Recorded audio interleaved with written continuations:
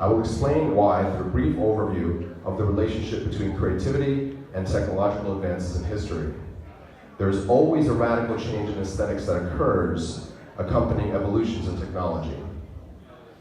For example, Gutenberg's invention of the printing press came alongside the beginning of the Renaissance in Europe. The Industrial Revolution has enabled modernism with its mechanical methods like the camera. Court painters became a thing of the past.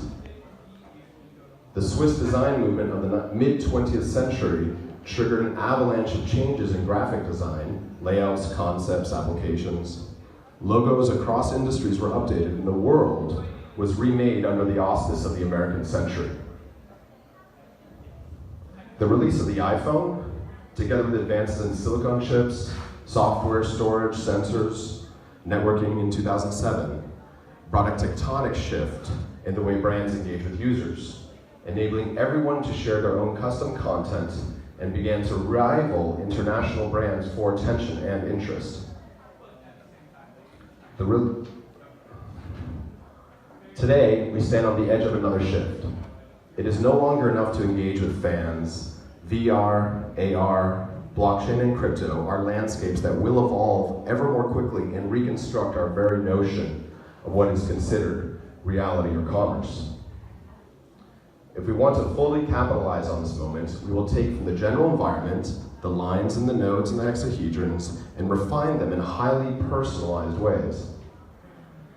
We will use animation to enforce brand stickiness and make content relevant to a contemporary audience.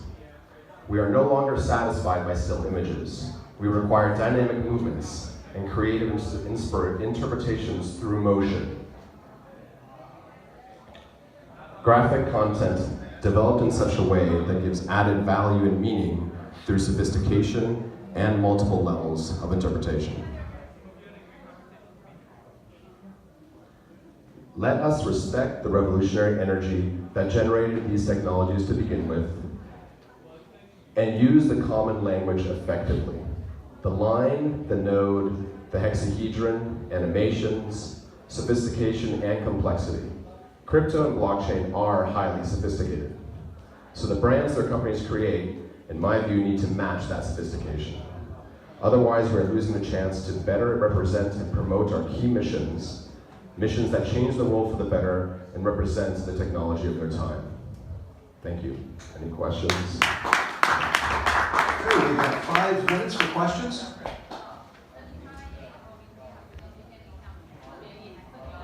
Please come on over here so everyone can benefit. We want to make sure we get you on the microphone. And if anyone else has some questions, come on over here. We'll make sure we help on that. Hi there, your question. Yeah, I just wanted to ask if you had any famous negative examples of where, the branding poorly reflected and poorly represented, the ideas and the businesses it was supposed to represent. Off the top of my head. I'm sorry, off the top of my head. Okay. I'm trying to focus on the negative, to be honest. So I would say that negative examples of branding in the past are difficult to sometimes find. What usually happens is you get a brand that goes along and does something wrong, that creates damage to its reputation, either through, for example, look at ExxonMobil or look at BP in the Gulf disaster that happened with British Petroleum. After that happened, they rebranded because they wanted the old logo, the old symbol to kind of wash away, and they want to be reinterpreted in a different kind of way. So that's oftentimes where you'll see something, because companies mess up. And so the truth is that, just like people, but when the company's represented and they're dependent on commerce, not just because someone cares about you, so if you mess up, your family will still walk them home at night.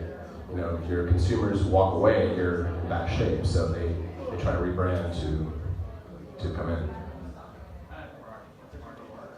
I have a question. If we're looking at branding and we don't know that much about it, you mentioned getting an expert, which makes a lot of sense. But short of that, what can we do on our own to start asking the right questions and begin the process?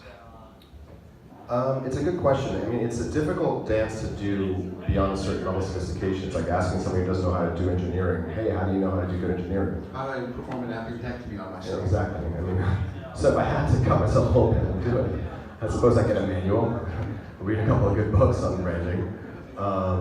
Seriously, I mean, read up on it, understand what the context is, look at successful companies, see what they're doing, look at examples outside of the normal mainstream. I mean, don't just look at crypto companies or blockchain companies, look at other verticals and see how they behave, who the successful companies are, how they're different with their environment. Look for holes in the market. Are there any particular good books that you would recommend as a getting started point? There's a good book, names. There's one by, ask me later and I'll give you a list. I have a list on my phone I want to go through. We have 1:30 left. Any more questions? Any other questions? How do I hire you? How do I hire you? Did you do me? Were you on the V-Token project? I did that design list. It's absolutely gorgeous. Thank you. You're welcome. And clever. That's what I like. Clever. And for anyone who might be listening to this on audio, please read that very slowly and carefully so they can get it.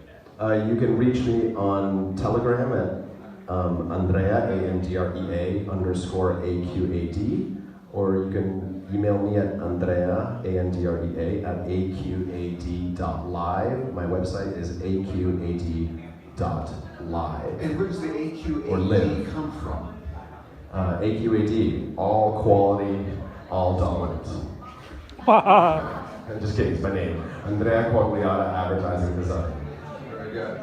All right. If there's no other question, then thank you very much. Thank you.